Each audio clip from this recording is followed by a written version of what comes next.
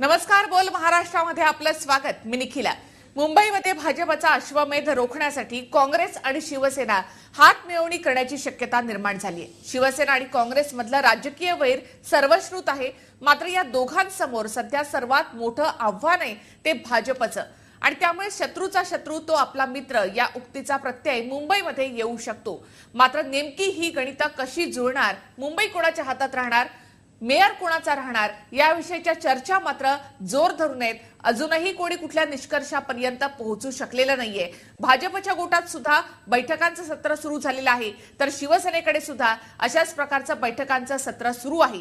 दोघे मिळून एकत्र येऊन सत्ता स्थापन करणार महापालिकेमध्ये, की आणखी काही मतांची गणितं, आणखी काही पक्षांना बरोबर घेऊन अशा प्रकारचं जागांचं गणित जुळवलं जाणार का? अनेक प्रश्न या निमित्तानं उपस्थित होऊ लागलेत. याचा राज्याच्या राजकारणावर नेमका काय परिणाम होणार ते देखील आपण या ठिकाणी चर्चेला घेणार आहोत. मात्र सुरुवातीला आपण पाहूयात एक छोटासा आढावा, त्यानंतर चर्चेला सुरुवात करूया. आवडेल काय शिवसेना दुश्मन थोडे भाई, दुश्मन नाही आणि राजकारण दुश्मनी मानत नाही.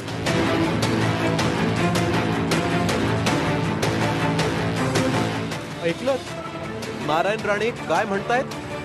शिवसेनेचे कट्टर वैरी असणारे नारायण राणे, याच नारायण राणेंनी उद्धव ठाकरेंचा उद्ध्वस्त ठाकरे असा उल्लेख केला होता. मात्र आता राजकीय अपरिहार्यतेमुळे त्यांनी शिवसेनेसोबत सलगी करण्याचा मानस बोलून दाखवलाय.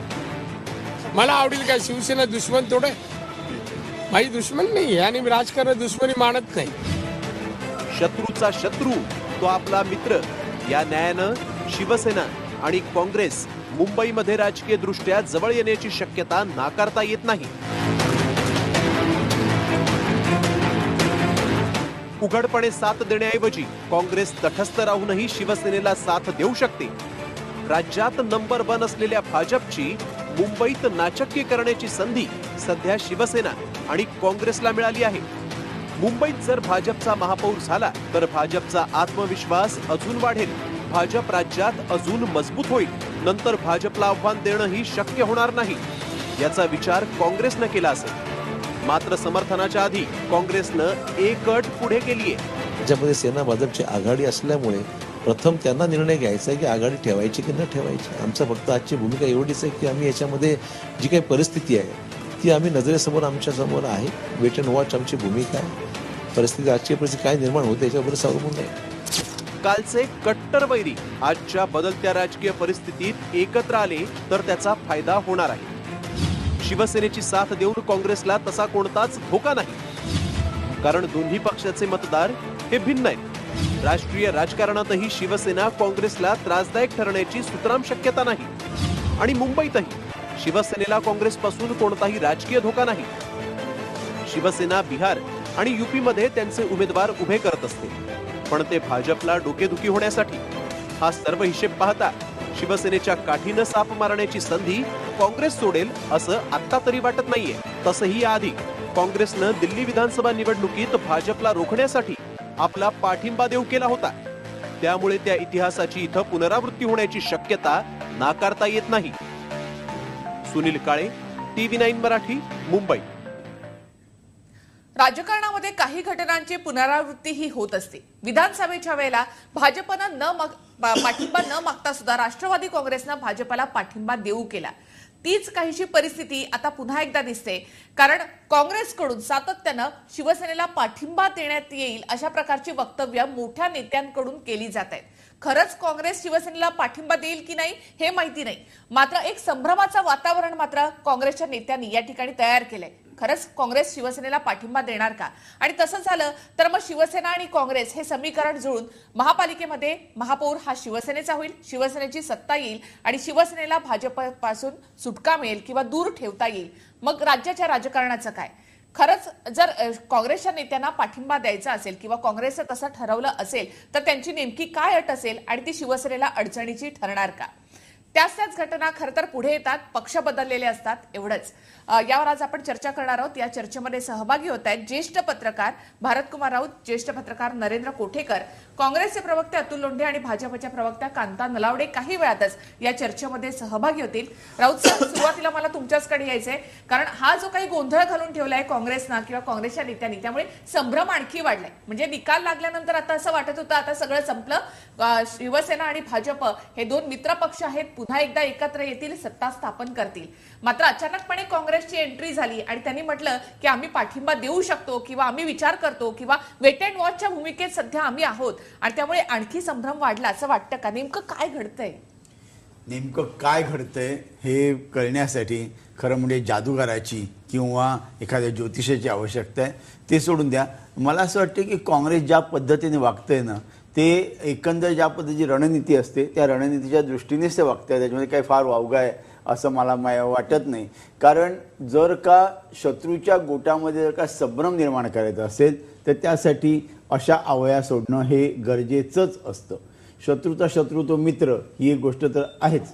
आणि त्यामुळे जर का म्हणजे आपल्याकडे अशी म्हण आहे की पावण्याच्या काठीने साप मारायचा, ह्यासारखं जर का काही धोरण काँग्रेसने ठेवलं असेल तर त्यातही काही गैर आहे असं मला वाटत नाही. आता Congress has nothing to lose. काँग्रेसचं जाणार काहीच नाही, कारण ते त्यांची ज्या पद्धतीचं संख्याबळ आहे त्यामुळे त्यांना विरोधी पक्षातच बसावं लागणार आहे. परंतु तसं न करता जर का शिवसेनेला पण घोड्यावर बसवलं तर शिवसेनेला घोड्यावर बसल्यानंतर आपली सुद्धा त्याच्यामधून एक वरात निघू शकेल असा एक त्यांना हे आहे. दुसरी गोष्ट त्यांना त्यांची म्हणजे याची पॉझिटिव्ह बाजू आधी सांगतो. दुसरी गोष्ट अशी की जर का शिवसेनेने इथे भाजपच्या विरुद्ध भूमिका घेऊन जर का आपला महापौर काँग्रेसच्या मदतीने उतरवला तर याचा अर्थ तिकडे शिवसेनेला राज्य सरकारात राहण्याचा काही अधिकार येणार नाही. त्यांना तिकडून त्या सरकारचा पाठिंबा काढून घ्यावा लागेल. तसं झालं तर मग शिवसेना ही महाराष्ट्राच्या विधानसभेतली ही चीफ ऑपोजिशन मुख्य विरोधी पक्ष बनेल.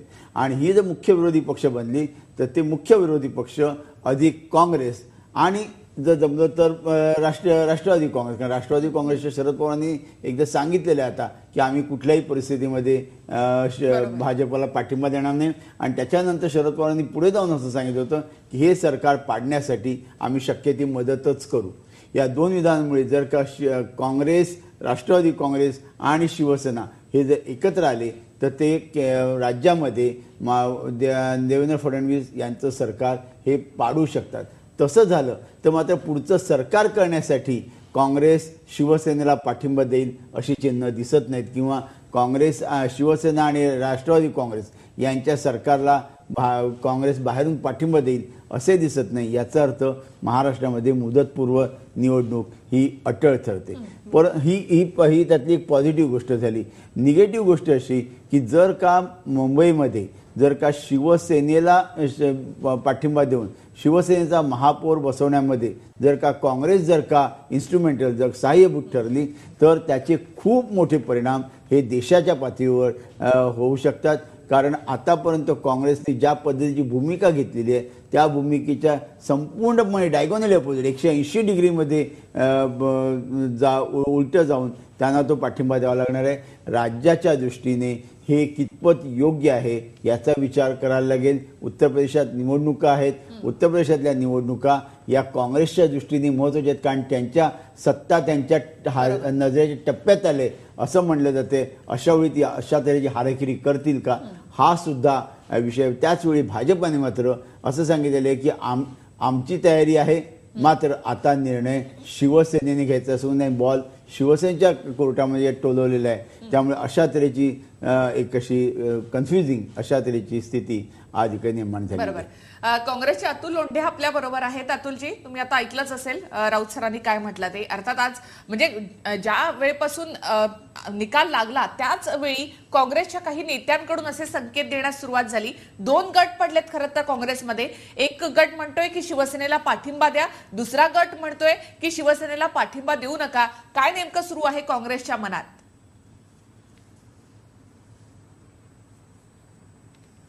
मला असं वाटत नाही गट वगैरे पडले आहे. काल सगळ्या ज्येष्ठ नेत्यांची बैठक झाली आणि त्या बैठकीमध्ये बघण्यात आलं की महाराष्ट्रामध्ये जवळपास 14 जिल्ह्यांमध्ये काही ठिकाणी NCP आणि काँग्रेस मिळून, आणि जिथे NCP आणि काँग्रेस हे सरसर मेजॉरिटीमध्ये आहे अशा ठिकाणी कशा पद्धतीनं पुढे जाता येईल त्या संदर्भातलं सुतोवाच प्रदेशाध्यक्ष आदरणीय अशोकजी चव्हाण यांनी सांगितलेलं आहे. या संदर्भातली चर्चा फक्त ही मीडियाने केलेली आहे की काँग्रेसचा पाठिंबा शिवसेना मिळणार आहे की नाही मिळणार आहे, हा विषय आमच्या समोर नव्हताच चर्चेला. त्याच्या संदर्भामध्ये काही चर्चाही झाली नाही. त्यामुळे ही चर्चा मीडियापुरती मर्यादित आहे असं मला वाटतं, नंबर 1. नंबर 2, ही चर्चा का उपस्थित होते थोडंसं राऊत साहेबांनी त्याचं विश्लेषण केलं नाही की महाराष्ट्राच्या जनतेची प्रतारणा करायची का, मुंबईच्या जनतेची प्रतारणा करायची का, असे प्रश्न स्वतः BJP आणि शिवसेनेसमोर उभे राहिलेले आहेत. कारण की 25 वर्ष युतीत सडली, त्यांनी यांना भ्रष्टाचारी म्हणायचं. किरीट सोमय्या आता या पातळीपर्यंत गेले की तुमच्या कंपन्या आणि त्या सगळ्या गोष्टीची आम्ही चौकशी करणार. आणि उद्धव ठाकरेंनी त्यांच्या पहिल्याच भाषणामध्ये, मी चर्चेला होतो त्यावेळेस आपल्या वाहिनीवर, त्यावेळेस उद्धव ठाकरे असं बोललेत की काही गुंड राहिले असतील तर आपल्या पक्षामध्ये घ्या असं माझ्या सहकाऱ्यांना सांगितलं असता. माझे सहकारी बोलले की सगळी गुंड जी आहे ती भाजपामध्ये गेली, त्यामुळे त्यांची कुठली विचारधारा ही एक राहिलेली आहे. कारण की भ्रष्टाचारी आणि गुंड इथपर्यंत आणि तुम्हाला जेलमध्ये टाकून चौकशी करू इथपर्यंत एक दुसऱ्यावर लांछन फेकल्यानंतर आणि ही सगळे मुद्दे घेऊन तुम्ही जेव्हा जनतेसमोर जाता मतदानासाठी, तर त्याच्यानंतर तुम्ही एकत्र येऊ शकता का, हा खरा मुद्दा BJP आणि शिवसेनेसोबत आहे. तरी आमचं असं मत आहे की BJP आणि शिवसेना ह्या दोन्ही पक्षांची युती केंद्रामध्ये आहे आणि राज्यामध्ये पण आहे, राज्य सरकारमध्ये. त्यामुळं त्यांची चर्चा सुरू आहे. आम्ही तर आता बाहेर आहे या सगळ्या गोष्टीच्या, त्यामुळे आमचा प्रश्न येतो कुठे हा महत्वाचा मुद्दा. अतुल लोंढे, मात्र सातत्यानं काँग्रेसचे नेते असे संकेत देत आहेत, हे बोलतायत, मीडिया समोर येऊन बोलतायत. गुरुदास कामतांनी तर स्वतः लेटर दिलंय की शिवसेनेला पाठिंबा देऊ नका. निरुपम म्हणतात शिवसेनेला पाठिंबा देऊ नका. मात्र अशोक चव्हाणांकडून तसे संकेत येत आहेत, नारायण राणे म्हणतायत, नितेश राणे म्हणतायत. सातत्यानं हे संकेत हे काँग्रेसच्या नेत्यांकडूनच येत आहेत.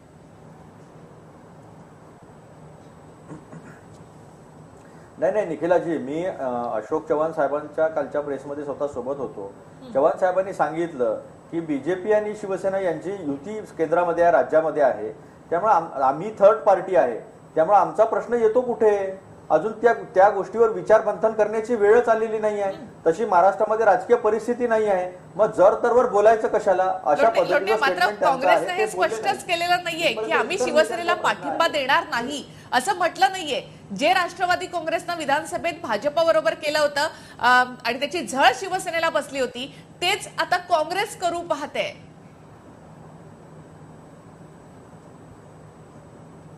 नाही निखिलाजी, असं आहे की ज्या गोष्टी आहेच नाही, हायपोथेटिकल गोष्टीवर आपण चर्चा करू शकतो का राजकारणामध्ये, किंवा जर तरवर चर्चा करू शकतो का?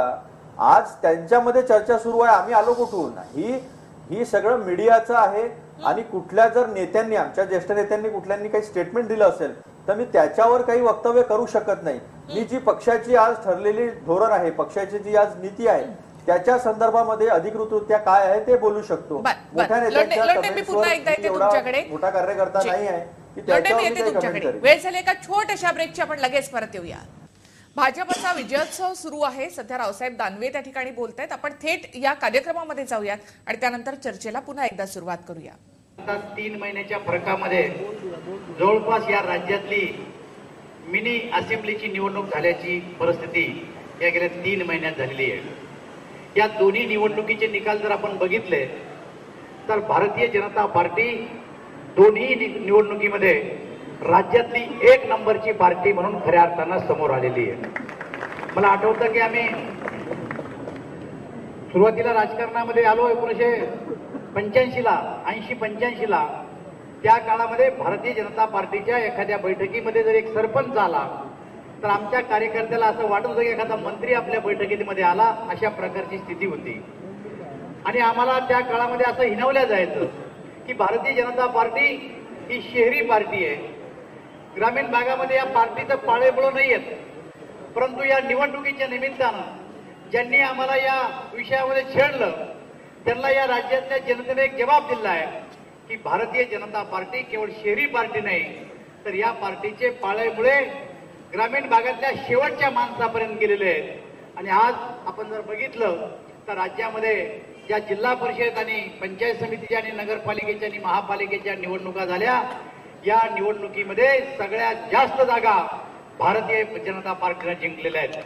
आपण बघितलं असेल की आता ज्या जिल्हा परिषदच्या निवडणुका झाल्या, या निवडणुकीमध्ये 143 या विजयोत्सवामध्ये ज्यावेळेला मुख्यमंत्री बोलतील त्यावेळेला आपण पुन्हा एकदा तिथे जाणार आहोत. मात्र सध्या आपण चर्चेला सुरुवात करूयात. नरेंद्र कोटेकर, तुमच्याकडे मी येते.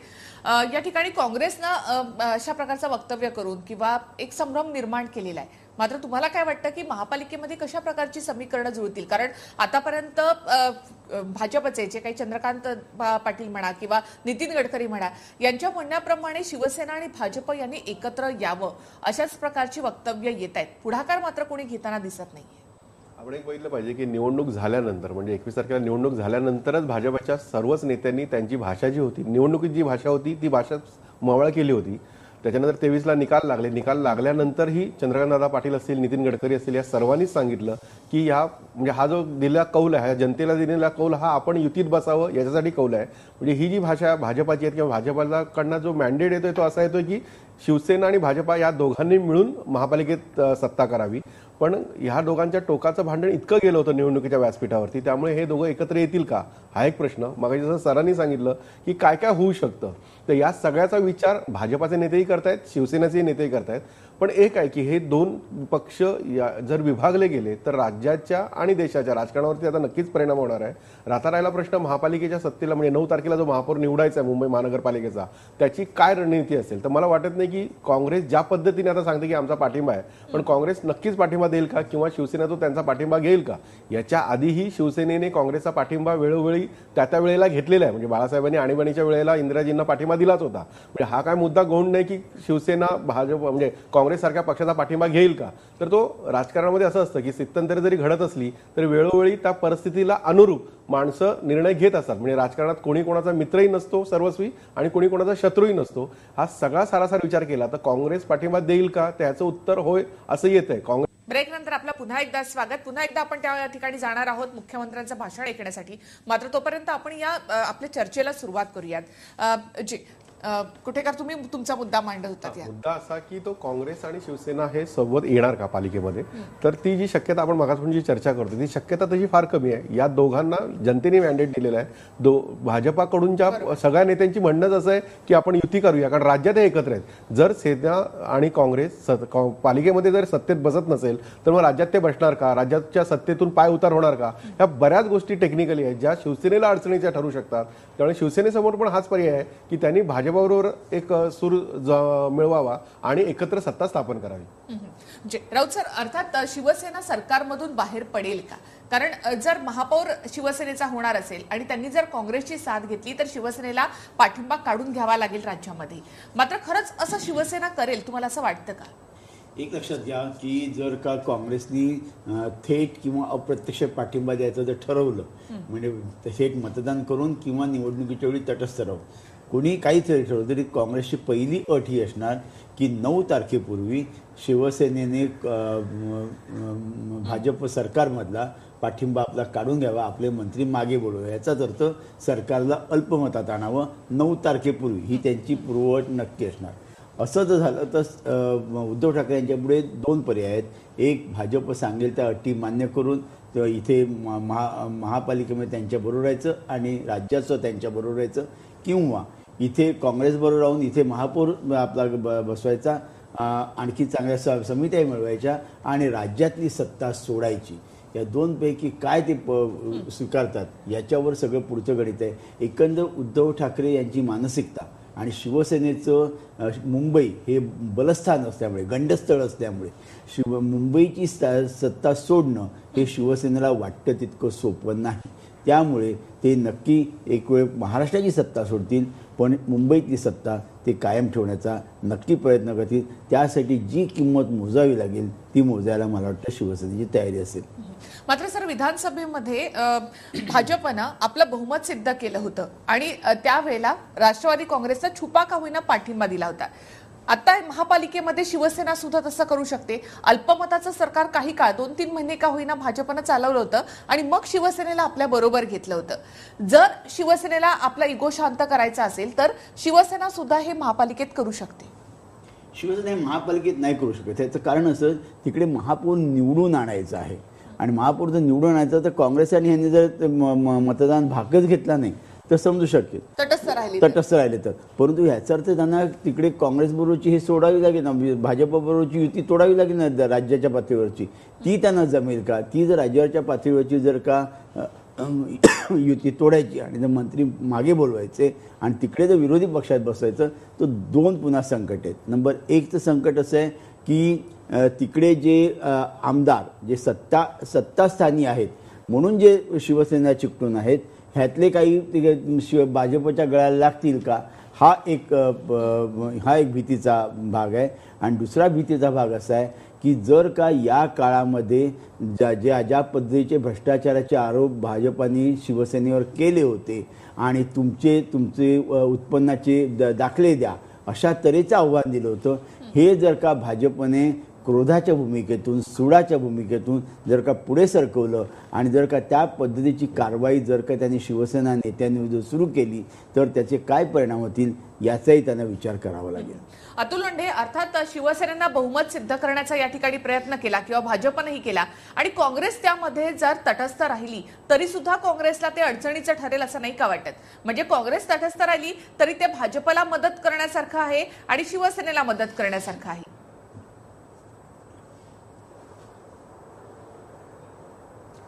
असं आहे निखिला की हे सगळं तुमचं जर तर आणि फ्युचर प्रेडिक्शन्सवर तुम्ही चर्चा करता आहात. मुख्य मुद्दा असा आहे की चर्चा जर व्हायची असेल तर या दोघांमध्ये जो कलगीतुरा रंगला 2.5 वर्ष तो महत्वाचा आहे.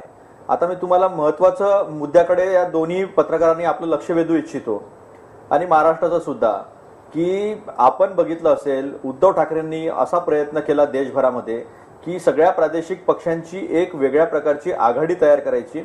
कारण की बीजेपीची अशी मानसिकता आहे की जेवढे प्रादेशिक पक्ष आहेत ते संपवून टाकायचे आणि बीजेपीचा हा जो वार आहे तो शिवसेना महाराष्ट्रातून संपवण्याचा, नष्ट करण्याचा आहे. हे असे अनेक मुद्दे जे आहेत त्या अनेक मुद्द्यांवर त्यांची युती जी आहे त्याच्यामध्ये त्यांची चर्चा सुरू आहे. यायचं एकत्र नाही यायचं एकत्र हे त्या दोन्हीही पक्षाचा अंतर्गत बाब आहे.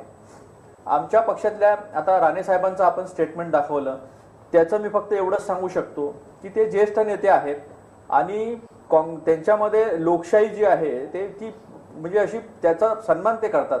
म्हणून त्यांनी असं म्हटलं की मी कोणी शत्रू नसतो, पटलं नाही म्हणून दुसऱ्या पक्षात गेलं म्हणजे ते दुश्मन होतात किंवा शत्रू होतात असं नाही, असं त्यांनी स्टेटमेंट म्हटलं. आणि लोकशाही आमच्या पक्षामध्ये त्यांना जर तसं वाटत असेल त्यांनी ते केलं, पण पक्षाची अधिकृत भूमिका जी आहे ती या संदर्भामध्ये त्या दोघांमधली चर्चा सुरू असताना, त्या दोघांमधलं सगळं गुराळ सुरू असताना आपण त्याच्यामध्ये बोलायचं कशाला? आम्ही कशाला बोलायचं? बेगानी शादी में अब्दुल्ला दिवाना कशाला व्हायचं? काय कारण काय आहे त्याचं? आमचं जे चर्चा होती निवडणुकीनंतरची ती फक्त एवढ्या गोष्टीवर मर्यादित होती की ज्या ज्या जिल्ह्यांमध्ये म्हणजे 14 जिल्हे असे निघाले की ज्याच्यामध्ये काही ठिकाणी आम्ही स्वतंत्रपणे जिल्हा परिषद स्थापन करू शकतो, काही ठिकाणी एनसीपी करू शकते आणि ज्या ठिकाणी काँग्रेसचे जास्त संख्याबळ आहे तिथे काँग्रेसचा अध्यक्ष, एनसीपीचा उपाध्यक्ष, ज्या ठिकाणी एनसीपीचं संख्याबळ जास्त आहे तिथे एनसीपीचा अध्यक्ष, जसं पुणे किंवा सातारा वगैरे घेता येईल आपल्याला, उदाहरणार्थ इकडे अमरावती वगैरे घेता येईल, नांदेड घेता येईल. तर अशा परिस्थितीमध्ये आमचा उपाध्यक्ष राहील. इथपर्यंत चर्चा उपस्थित झाली. एक आत्ताच मला व्हॉट्सअपवर छान कविता आली या संदर्भात, जे भाजपचं आणि शिवसेनेचं सुरू आहे. आपली परवानगी असेल तर एक 4-5 ओळी वाचून दाखवतो मी आपल्याला. बोला लोंढे.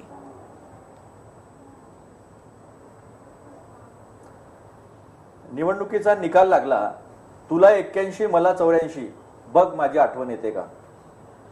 आजची रात्र तुला झोप लागणार नाही, तू फोन हाती घेशील, माझा नंबर बघशील, बघ माझी आठवण येते का? सकाळी उशिराने उठशील, पुन्हा फोन चाळशील, पण माझा मेसेज नसेल, बघ माझी आठवण येते का? त्याने IBN लोकमत लावलं असेल, तू ते बंद कर आणि TV9 माझा लाव, बघ माझी आठवण येते का? तू बेरीज करशील, माझे 81, त्यांचे 14 आणि 7 युती होते का विचार करशील, बघ माझी आठवण येते का. खरं तर माझे 81 आणि तुझे 84. आपण पुन्हा गाठ बांधू शकतो, पण प्रचारात इतकं शोषण केलंय की मुळव्याधीसारखं वाटतंय. बघ आता तरी तुला माझी आठवण येते का. ही अशी एक याच्यावर एक मजेशीर अशी समर्पक कविता. विश्लेषण करणारी कविता जी आहे ती आली आणि त्याच्यातनं स्पष्ट येतं की लोकांची भावना काय याच्यामध्ये. लोकांची भावना काय आहे की लोकांना सुद्धा असं वाटतंय की हे मॅन्डेट त्यांनी एकत्र यावं यासाठी आहे का. हे मॅन्डेट एक तर बीजेपीचं यावं किंवा शिवसेनेचं यावं असं दर्शवणारी ही कविता आहे. याचा अर्थ काढला तर आमचा त्याच्याशी काही संबंध नाही आहे आणि विनाकारण त्याच्यामध्ये आम्हाला फक्त मीडियाला असं वाटत असेल किंवा काही लोकांना असं वाटत असेल त्याचा अर्थ आमची ती अधिकृत भूमिका असं नाही. बरं लोंढे, मी येते तुमच्याकडे. सर बोला. मला फक्त लोंढेंचा एकंदर अनुभव आणि त्यांचं वाचन हे दांडगंच आहे. मला फक्त त्यांच्या एका गोष्टीला मला थोडा वेगळं मत नोंदवायचं आहे. ते म्हणतात की भाजपला देशभरचे प्रादेशिक पक्ष संपवायचे आहेत. माझं या म्हणण्याशी मी सहमत नाही. याचं कारण असं की खरं म्हणजे मुंबईपुरता विचार करायचा तर भाजप साहेब माझं म्हणणं नाही आहे हे उद्धव ठाकरे बोलले. उद्धव ठाकरे पण तुम्ही ते म्हणून दाखवा. बरं ठीक आहे, तुमचं म्हणणं नाही, ठीक आहे. परंतु अशी भाजपची भूमिका असेल असं मला वाटत नाही. याचं कारण असं की जेव्हा निकाल लागले त्याच्यानंतर आपण युती करूया, आमची युती करायला हरकत नाही, ही भूमिका पहिल्यांदा भाजपने घेतली. ही एक गोष्ट झाली. केंद्रीय मंत्रिमंडळामध्ये भाजपबरोबर 4 प्रादेशिक पक्ष आहेत. नंबर 2ची गोष्ट, आता ज्या पंजाबमध्ये निवडणुका झाल्या याच्यामध्ये भाजपा पंजाबातल्या अकाली दलाबरोबर निवडणूक लढवतोय किंवा जम्मू काश्मीरमध्ये PDP बरोबर दुय्यम स्थान घेऊन भाजप त्या सरकारमध्ये सामील झाले. आंध्र प्रदेशमध्ये तेलुगू देसम बरोबर दुय्यम स्थान घेऊन सामील झालेले आहे. याचा अर्थ भाजपला प्रादेशिक पक्षांचं वावडं आहे असं मला वाटत नाही. इतकंच मला इकडे स्पष्ट करायचं. कोठेकर, अर्थात भाजपच्या, आता सॉरी म्हणाले की भाजपच्या सगळ्याच नेत्यांकडून हे सांगितलं जातं की आम्ही युती करण्यासाठी तयार आहोत. लोंढे, मी येते तुमच्याकडे. मात्र शिवसेनेकडून तसा कुठलाच प्रतिसाद मिळत नाहीये. अगदी पहिला म्हणजे निकाल लागल्यापासूनच आमचाच महापौर होणार असं शिवसेना म्हणते. मात्र दोघांची युती करण्यासंदर्भामध्ये काही पुढचं पाऊल पडतंय शिवसेनेचं असं काहीच दिसत नाही. हा कुठला आत्मविश्वास आहे शिवसेनेचा? हा आत्मविश्वास म्हणण्यापेक्षा की रणनीती असावी की वेट अँड वॉच. आपण अधिकाधिक वेळ गप्प राहून समोरून काय काय येतं याचा एक अभ्यास करायचा आणि त्याच्यावरती एक आपला निर्णय द्यायचा. कारण कसं होतं, काही वेळेला बोलून घाई केली की तिकडे समीकरण फसतं. हे समीकरण फसू नये असं कुठेतरी शिवसेनेने आता अंगीकृत केलं असेल आणि त्या दृष्टीने म्हणजे आज त्यांनी नगरसेवकांची चर्चा केली.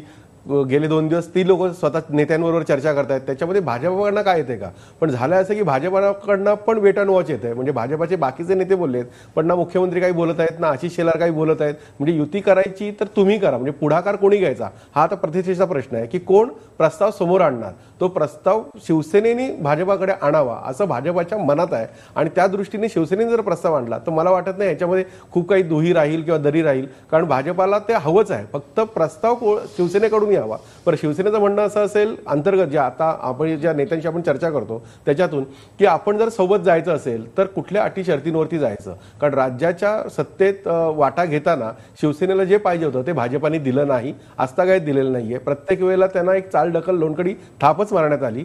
तर मुंबईची सत्ता हातात घेत असताना जर हे मित्रपक्ष म्हणून शेजारी बसणार असतील तर महापौर नक्की कोणाचा. बरं, महापौर जर शिवसेनेचा झाला तर 2.5 वर्ष भाजपा मागण्याची शक्यता आहे. म्हणजे 2.5 वर्ष महापौर पद दोन्ही पक्षांकडे असावं ही एक प्रमुख अट असेल. दुसरी गोष्ट म्हणजे भाजपाचा जो पारदर्शक मुद्दा होता त्या पारदर्शकच्या मुद्द्यावरती शिवसेनेला होकार द्यावा लागेल.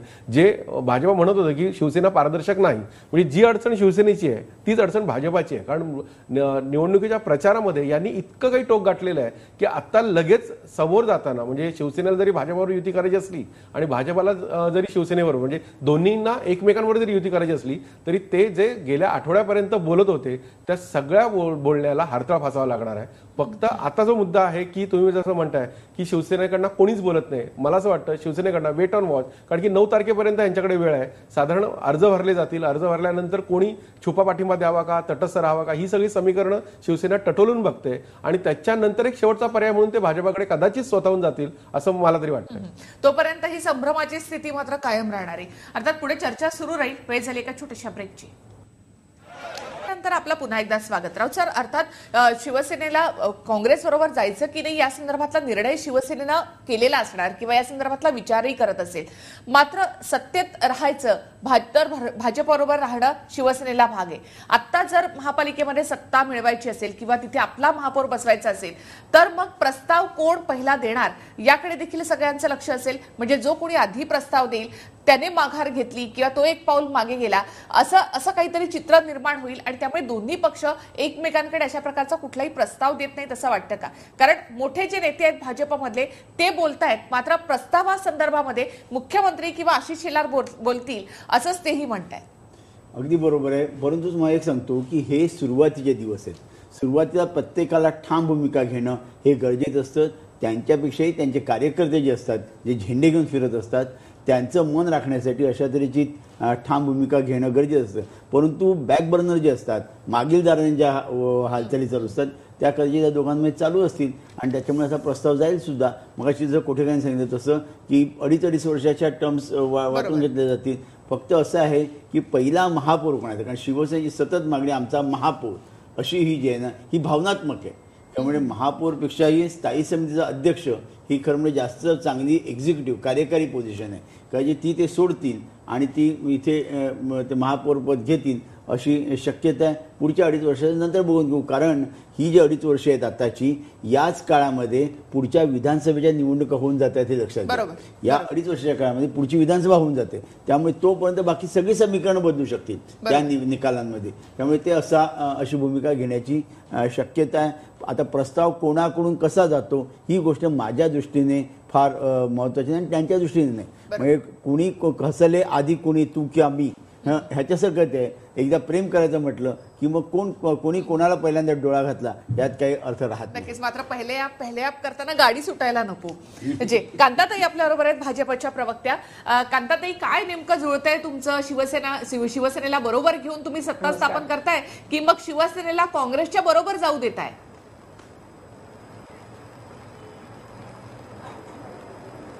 नाही, तो खरं शिवसेनेचा प्रश्न आहे की शिवसेनेनं ठरवायचंय की काँग्रेस बरोबर जायचंय की भारतीय जनता पार्टी बरोबर यायचंय.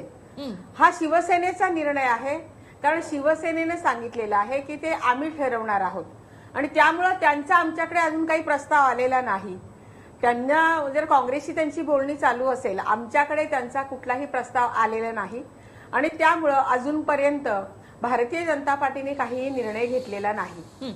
कांताताई, मात्र काँग्रेसनं असं काही सांगितलं नसतं का किंवा हा संभ्रम निर्माण केला नसता तर हे लवकर कोडं सुटलं असतं आणि शिवसेना आणि भाजप एकत्र आले असते, लवकर आले असते असं वाटतं का तुम्हाला?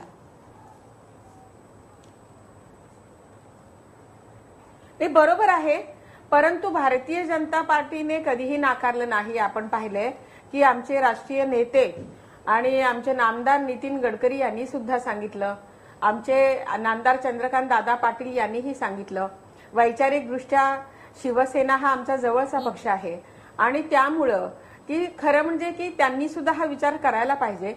परंतु त्यांच्या म्हणजे कल्पना मनामध्ये त्यांच्या काय आहे कळत नाही. भारतीय जनता पार्टीला बरोबर घेण्याचा मानस त्यांचा म्हणजे दिसून तरी येत नाही आणि ते आमच्याशी बोलणी करायच्या अगोदरच ते काँग्रेस वगैरे इतर पक्षांशी बोलतायत आणि त्यामुळं आम्ही काहीही अजूनपर्यंत निर्णय घेतलेला नाही. आम्ही जो निर्णय घेऊ तो योग्यच असेल. आमचे मुख्यमंत्री आहेत, प्रदेशाध्यक्ष, जी कोर कमिटी आहे ती कोर कमिटी योग्य तो निर्णय नक्की घेईल. अतुल लोंढे, बघा, कांताताई म्हणतात की शिवसेना आणि काँग्रेसची बोलणी सुरू आहेत.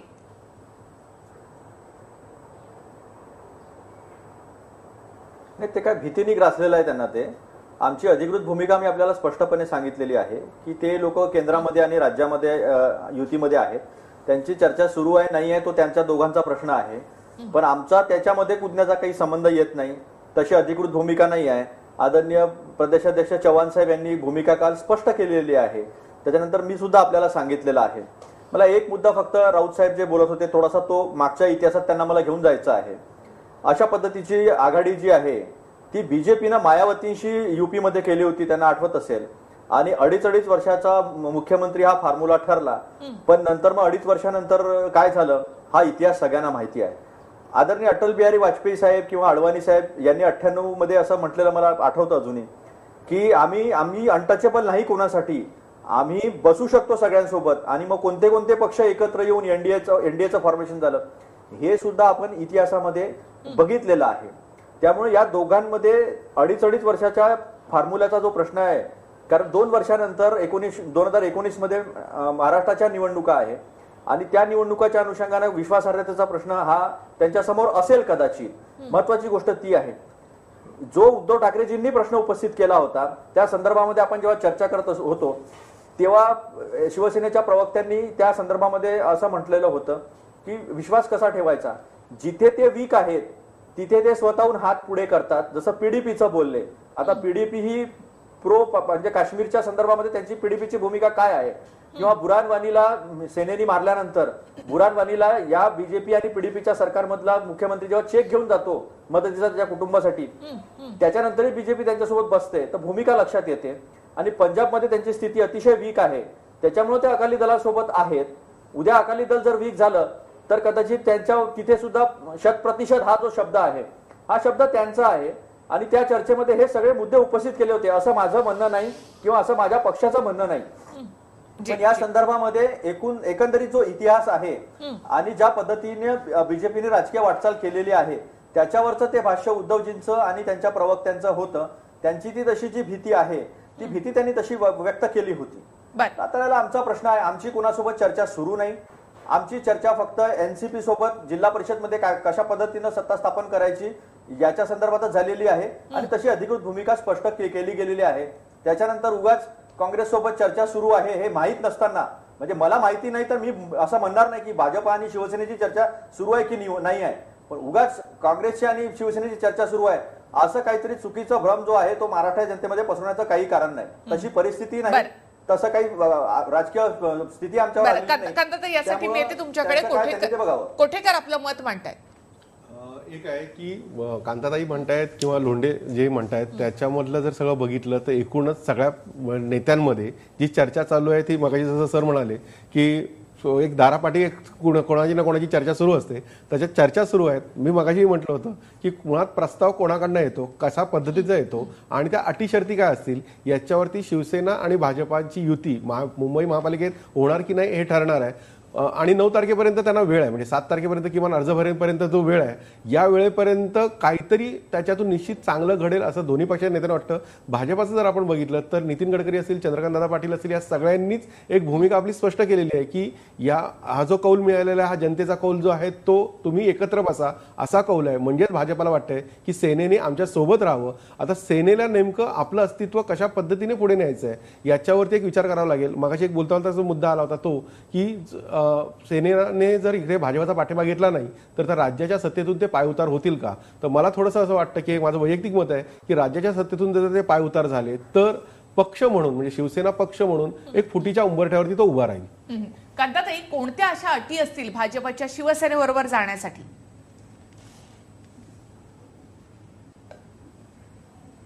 भारतीय जनता पार्टीने अजून काही ठरवले नाही किंवा अटी घातल्या. कारण का, प्रस्ताव शिवसेनेकडून यायचा आहे.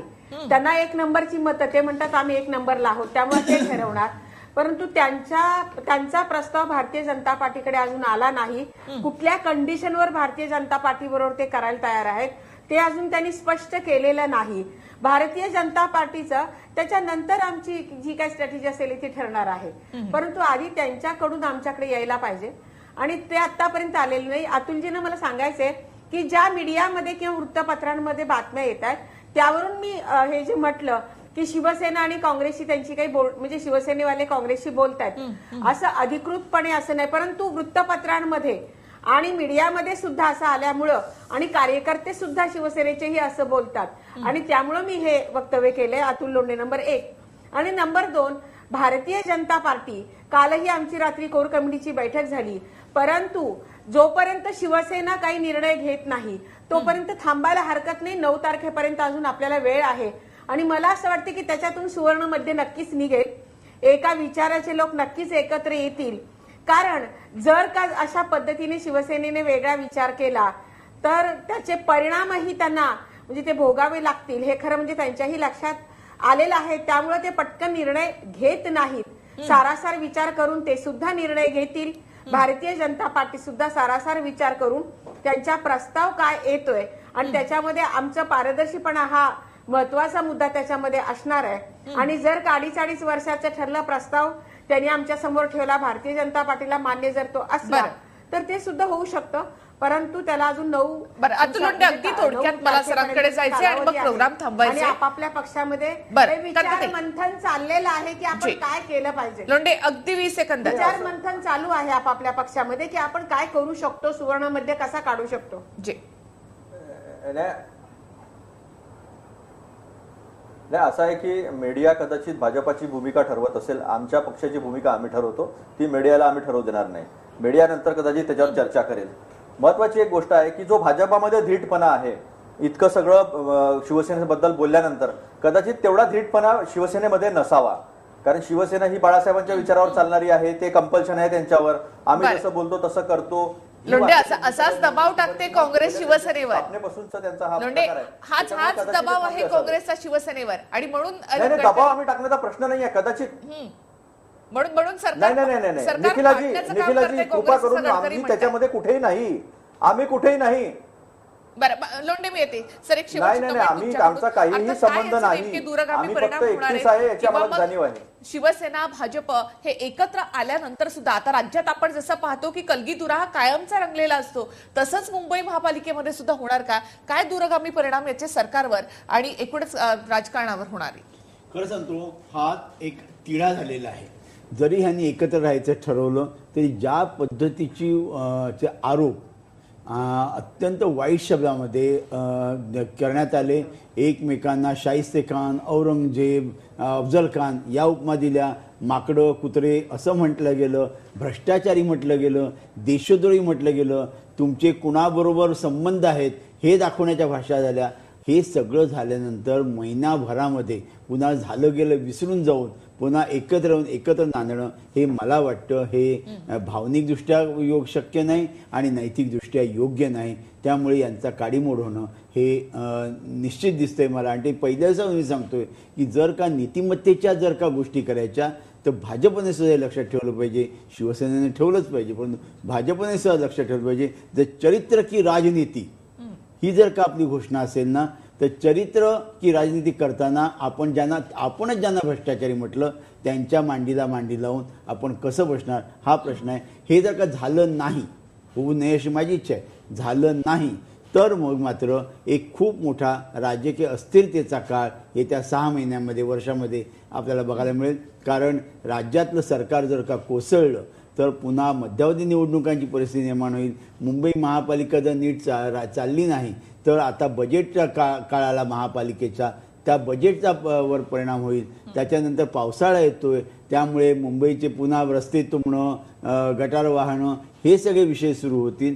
त्यामुळे याचे खूप मध्यम पल्ल्याचे आणि लघु पल्ल्याचे, मध्यम पल्ल्याचे आणि दीर्घ पल्ल्याचे असे विपरीत परिणाम हे मुंबईला आणि महाराष्ट्राला सोसावे लागणार. दुसरी गोष्ट मी तुम्हाला एक फक्त छोटीशी अशी सांगतो की जर शिवसेनेचं मुंबईमध्ये सत्ता आहे त्यावेळी मुंबईतल्या सत्ता राखण्यासाठी ते शिवसेना नेतृत्व काही करू शकेल, परंतु शिवसेना जो कार्यकर्ता जो महाराष्ट्रभर पसरलेला आहे, सर्वदूर पसरलेला आहे, त्यांना तिकडे सत्ता नाहीच आहे. म्हणजे जसं इकडे मुंबई महापालिकेची सत्ता राहिली एवढी तरी गोष्ट आहे, परंतु अन्य जिल्ह्यांमध्ये गावांमध्ये त्यांची सत्ता नाहीच आहे. त्यांची जर सत्ता तिकडे नाही आणि जर राज्यातली सत्ता गेली तर हे कार्यकर्ते हे निराश होतील, निराधार होतील. त्यामुळे का मगाशी जो कोठेकरांनी सांगितलं त्याप्रमाणे शिवसेना फुटीच्या उंबरठ्यावर जाऊन उभं राहील अशी सुद्धा एक सार्थ भीती इकडे वाटते. नक्कीच. आणि राजकारणामध्ये कोणी कायमचा शत्रू किंवा मित्र नसतो, त्यामुळे राजकारणामध्ये वेगवेगळी समीकरणं, वेगवेगळी गणितं सुद्धा जुळतात ही आपण सातत्यानं पाहिली सुद्धा आहेत. त्यामुळे आता पुढच्या काळात कशी समीकरणं जुळतात की हे दोन्ही पक्ष एकत्र येऊन सत्ता स्थापन करतात हे पाहणं महत्त्वाचं ठरणार आहे. आपलं सगळ्यांचं लक्ष याकडे असेलच. तुम्ही मान्यवर या चर्चेमध्ये सहभागी झालात त्याबद्दल धन्यवाद. बोल महाराष्ट्रामध्ये आपण इथे थांबूयात. नमस्कार.